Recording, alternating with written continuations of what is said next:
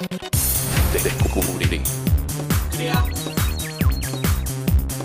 Aprender. Participar. Televisión más internet. www.encuentro.com.ar.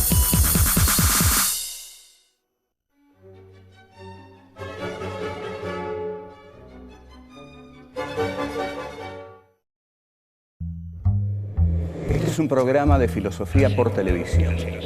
Ustedes se preguntaron por qué estamos aquí. Yo existo porque pienso. El hombre es el lugar en el cual todos los saberes son pensados. Descartes es un héroe del pensamiento. Es difícil enfrentar las grandes cuestiones. Es un libro de Jean-Paul Sartre, Crítica de la razón de Hegel. Esta es la historia de la filosofía de Hegel. Eterno. La filosofía es la totalidad de lo real, porque piensa. La totalidad de lo real. Hegel. Dialéctica del amo y el esclavo. ¿Qué es lo que el hombre desea? ¿Quién crea la cultura? ¿Cómo se desarrolla la dialéctica histórica en el pensamiento de Hegel? Del idealismo al materialismo. ¿Cómo pensar a los nuevos sujetos históricos?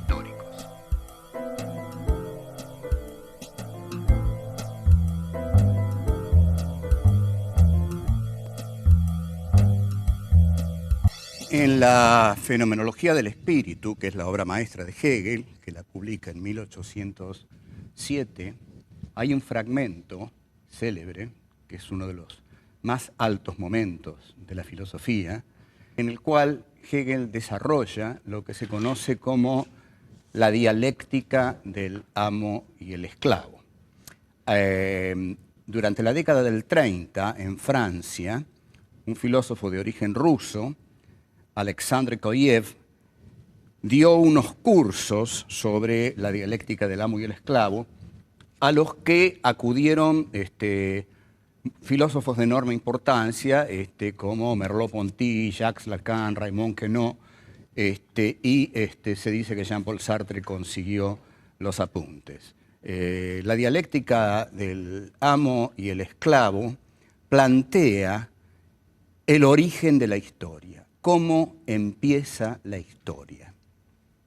Quizá uno nunca se preguntó esto, pero el origen de la historia, en realidad, vamos a ver que sigue siendo el origen de las relaciones humanas.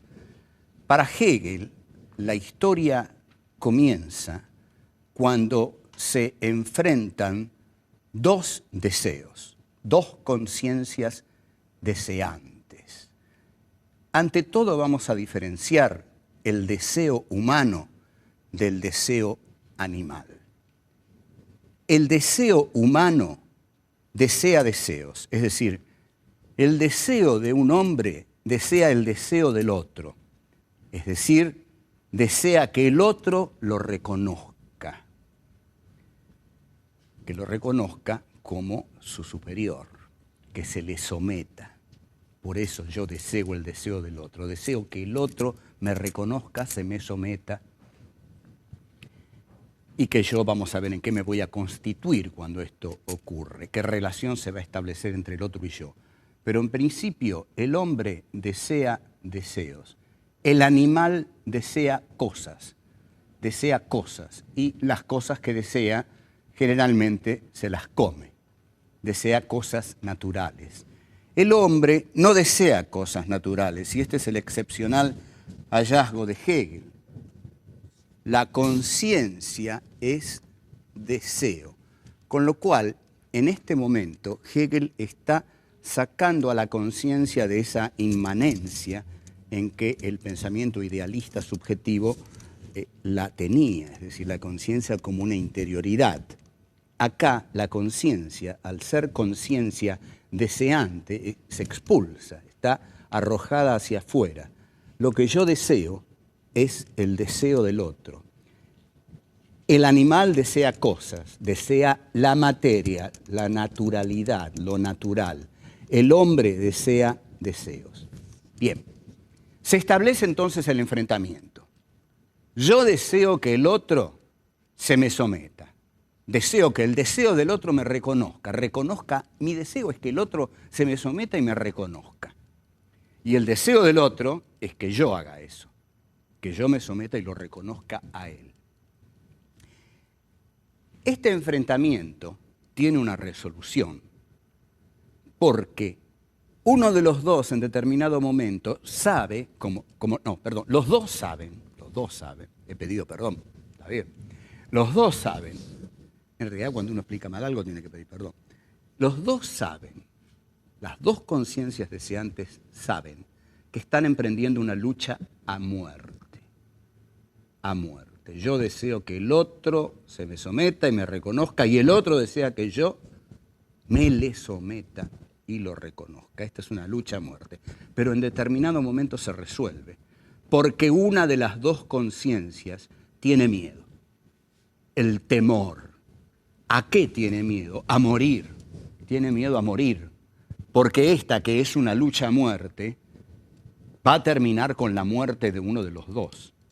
Entonces, el que tiene miedo a morir antepone el temor a la muerte a su deseo. Es más fuerte su temor a morir que su deseo de ser reconocido por el otro. En cambio, aquel en el cual el deseo es más fuerte que su temor a morir es el que somete al otro. Pero el otro, el que pierde, en él no es tan fuerte el deseo de ser reconocido, es más fuerte el miedo a morir. Entonces ese se me somete.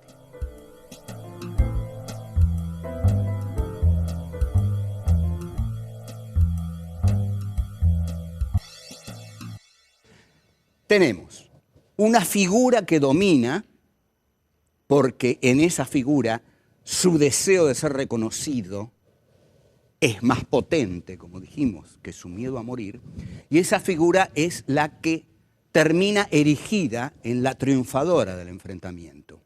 Esa figura es el amo. La otra figura, aquella que tiene miedo a morir y en consecuencia no le importa, deja de lado el deseo de ser reconocido, es el esclavo. Quedan así entonces constituidas las dos figuras del amo y el esclavo, en las cuales Hegel encuentra el inicio de la historia humana. Ahora, observen ustedes aquí la genialidad de Hegel. ¿Cómo continúa esto? Porque esto continúa. El amo queda en total insatisfacción, porque aquel que lo está reconociendo ya no es un sujeto autónomo, ya no es un otro autónomo, sino que es un esclavo. O sea, aquel que me reconoce es un esclavo, es mi esclavo. ¿Qué clase de reconocimiento es este?, dice el amo. Soy reconocido por alguien que tuvo miedo a morir, soy reconocido por alguien que prefirió dejar de lado su deseo, aquello que lo volvía humano, por el miedo a morir. En consecuencia, no me está reconociendo un ser humano, me está reconociendo un mero esclavo. No tengo reconocimiento alguno. Esa lucha que emprendí por el reconocimiento me ha llevado a no ser reconocido, sino apenas por un esclavo. El amo queda paralizado en esta derrota. Lo pone al esclavo a trabajar y el esclavo se pone a trabajar. Y aquí observen el desarrollo dialéctico de la cosa, ¿no? Cómo se va desarrollando dialécticamente. El esclavo trabaja para el amo. El amo queda confinado a la pasividad, al ocio y al goce. El amo recibe lo que el esclavo le da y se transforma en un ser ocioso, en un ser pasivo. El esclavo, por el contrario, trabaja para el amo. Y al trabajar para el amo, tiene que trabajar la materia. Al trabajar la materia, el esclavo comienza a construir la cultura. Porque la cultura es el trabajo que el hombre ejerce sobre la naturaleza, sobre la materia. El hombre transforma la naturaleza, transforma la materia y de eso surge la cultura, las culturas históricas, surge todo. Entonces, la historia humana pasa por el lado del esclavo. Es el esclavo el que con su trabajo para el amo descubre que él tiene una relación con la materialidad que es creativa. Es tan creativa que le permite sentirse más humano que el amo. Entonces, el amo engorda, digamos. El amo está ahí tirado esperando que el esclavo le lleve las cosas. El esclavo se las lleva, pero mientras tanto ha descubierto que ese trabajo con la materia, en ese trabajo ya descubre su libertad, porque, y esto lo va a decir Sartre del proletariado urbano, dice, en última instancia, en la fábrica, aún en su momento de mayor, digamos, humillación, un proletario siempre decide si pone un tornillo en tal lugar o en tal otro, si lo pone antes o lo pone después. En estos pequeños momentos va descubriendo su libertad. Y el esclavo hegeliano, al transformar la materia, va dando origen a la cultura humana. Entonces, el trabajo es un trabajo formativo, ¿no? Es lo que Hegel llama Bildung, cultura. La cultura es el desarrollo del esclavo trabajador. Hay una cultura porque el esclavo trabajador la hace. Y el amo queda confinado al ocio, al goce, a la pasividad, y el esclavo a la actividad. Con lo cual, el que ha terminado siendo humano es el esclavo. Y el que ha terminado siendo una cosa, una materialidad, una naturalidad, un animal, en última instancia, que tiene solo relación con lo que come, es el amo. Esto es un brillante ejercicio dialéctico de Hegel, admirable, admirable. Admirable en principio porque lo que hace es que le pone a las conciencias no una relación de conocimiento entre sí, sino de deseo. Quiero tu deseo, vos querés mi deseo. Bueno, yo te voy a matar con tal de conseguir tu deseo. Ah, no, yo tengo miedo. Bueno, entonces tu deseo es mío. Ahora sos mi esclavo, anda a trabajar y atendeme, dame todo lo que necesito. Pero aquí yo me transformo en una cosa que come y vos sos un esclavo que trabaja la materia y hace cultura. Hay desarrollos sobre esto y que los podemos hacer y muy interesantes. Por ejemplo, el amor. Voy a seguir aquí un desarrollo de Jean-Paul Sartre en El ser y la nada. Lo voy a seguir un poco libremente. Pero en la relación de amor que se establece entre dos conciencias libres, la más débil es la que ama más. La más débil es la que ama más. Es decir, es la que más se somete a lo que hay en ella de sensible, de emocional. La conciencia que ama menos es la que más domina, la que más manipula. Si me amás demasiado, sos mía. Si yo te amo menos, te domino. Aquí vemos cómo se da ese juego entre las conciencias. Hay una conciencia que busca dominar y otra conciencia que termina siendo sometida. Y en el juego del amor es muy interesante esto que se produce, porque amame demasiado, amame mucho y te me vas a someter. Y en la medida en que yo dé un paso atrás y te amo menos, voy a someterte.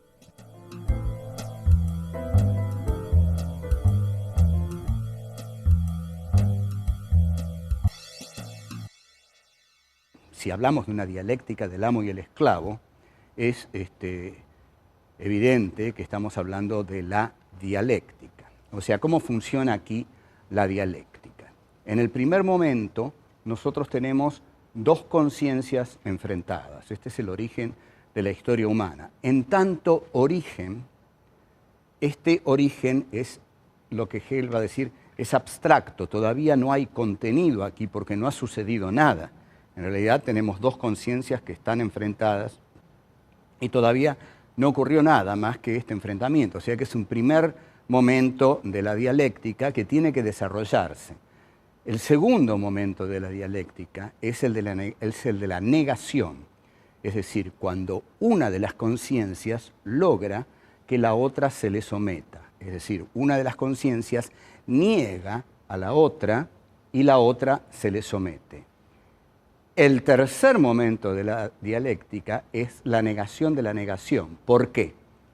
Porque la conciencia que había sido negada niega a la negadora. Lo voy a explicar más claramente, aunque estaba claro, pero vamos a poner los personajes. Primer momento de la dialéctica, hay dos conciencias enfrentadas. Primera negación de la dialéctica, una conciencia niega a la otra y esa conciencia se le somete. Ahí tenemos un amo y un esclavo. La negación de la negación es la que el esclavo ejerce sobre el amo, porque en verdad el esclavo niega al amo al superarlo creando la cultura. ¿Qué es lo que ha salido? Un tercer momento que es la historia humana, la cultura humana, eso que el esclavo hace, y en esa cultura humana está integrada toda la dialéctica. El amo, el esclavo trabajador, el amo ocioso, forman parte de una nueva figura histórica. Entonces, nosotros tendríamos que la dialéctica de Hegel tiene, según habitualmente, vulgarmente se conoce, pero tiene tres momentos. El primer momento es el de la afirmación, el segundo momento es el de la negación y el tercero es el de la negación de la negación.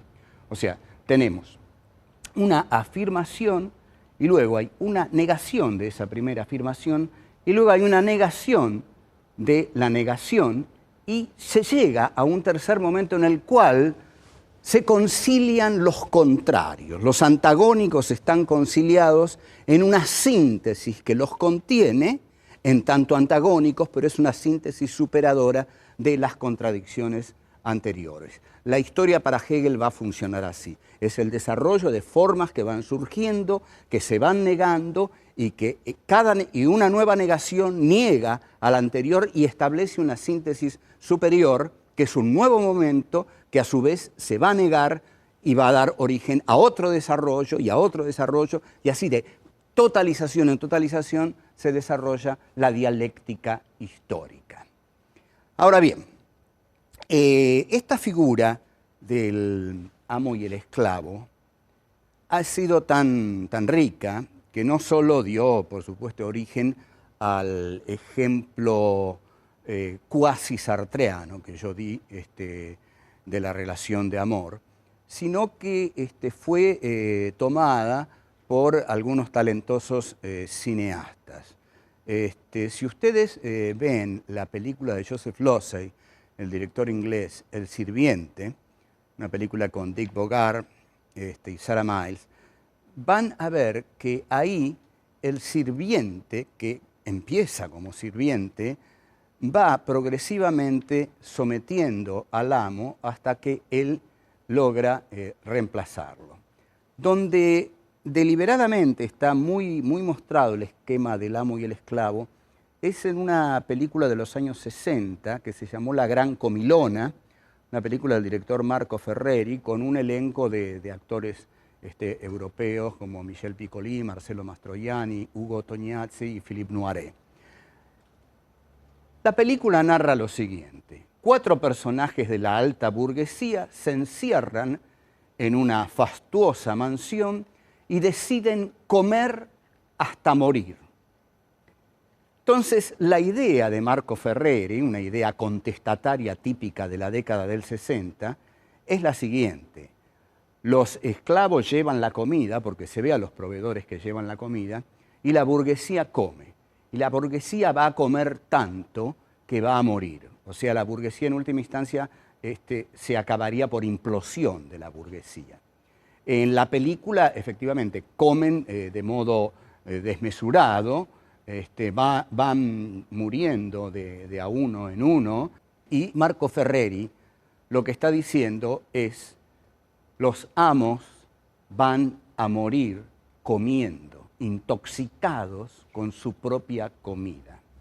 Lo que nosotros a lo largo de los años hemos visto es que la burguesía sigue comiendo y no muere, sino que por el contrario son los pobres los que mueren porque no comen. Es decir, el mensaje utópico de Marco Ferreri se ha invertido en esta realidad que nosotros estamos presenciando en este momento histórico al que podríamos llamar posmilenio o de multipolaridad nuclear apocalíptica, si ustedes quieren darle una calificación optimista a este momento histórico. Y lo que vemos en este momento es que no se dio el esquema de Marco Ferreri, es decir, que la burguesía iba a comer hasta reventar. Por el contrario, la burguesía sigue comiendo.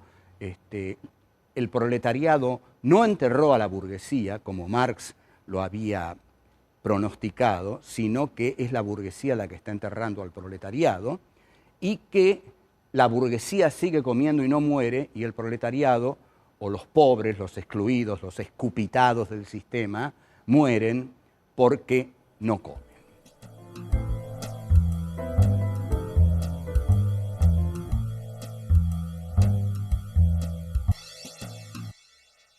Lo que nosotros venimos viendo y lo que tenemos que redondear es qué diferencia a estos tres grandes colosos del pensamiento filosófico, del idealismo filosófico, es decir, de esa rama de la filosofía que parte de un sujeto situado, centrado para conocer la realidad. En Descartes teníamos un conocimiento único, absoluto y privativo que el sujeto tenía sobre sí. El sujeto solo tenía el conocimiento de su pensamiento.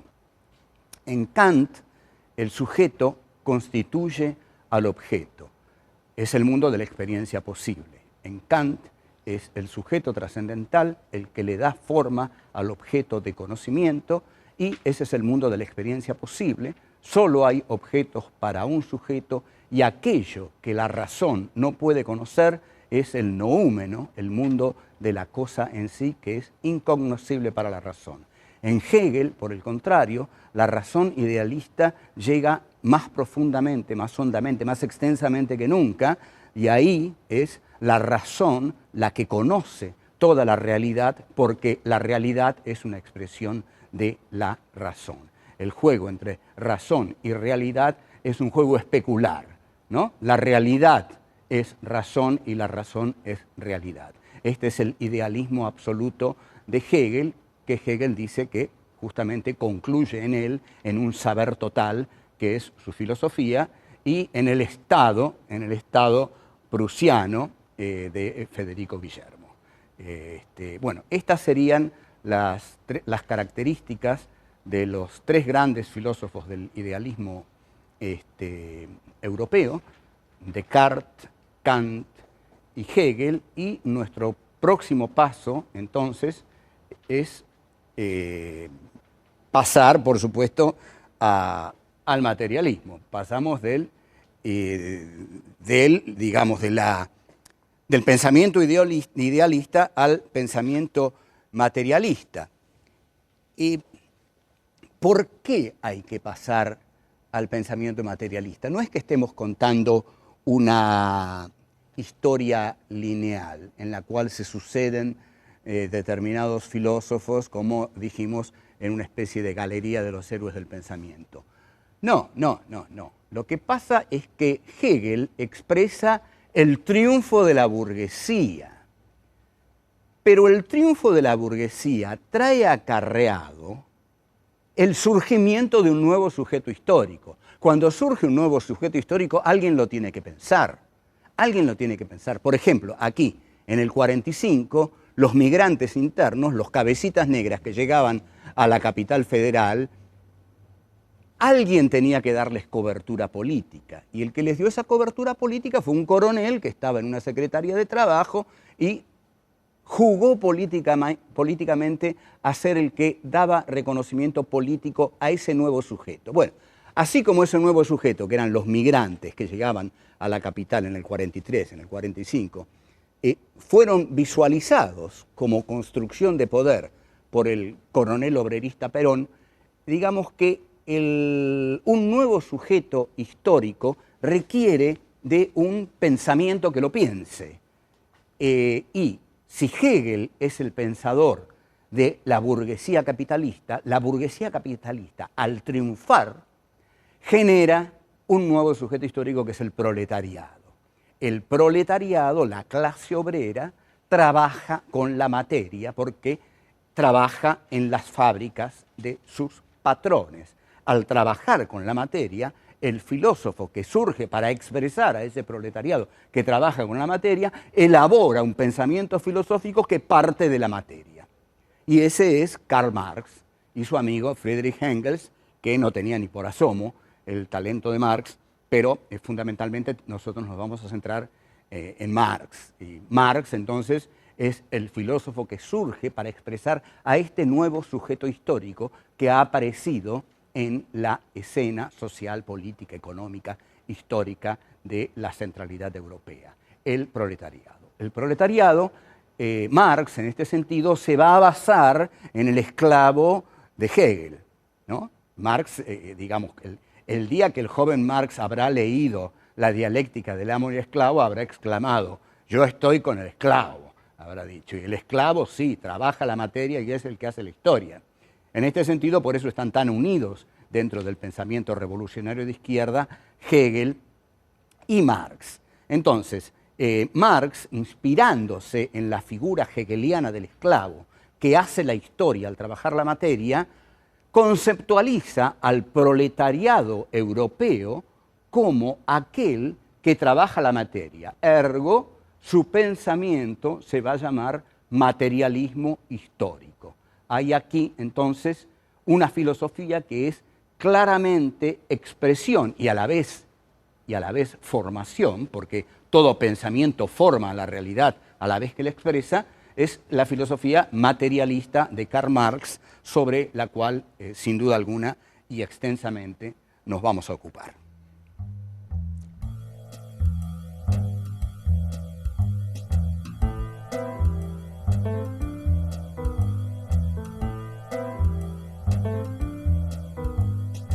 El que tiene miedo a morir antepone el temor a la muerte a su deseo.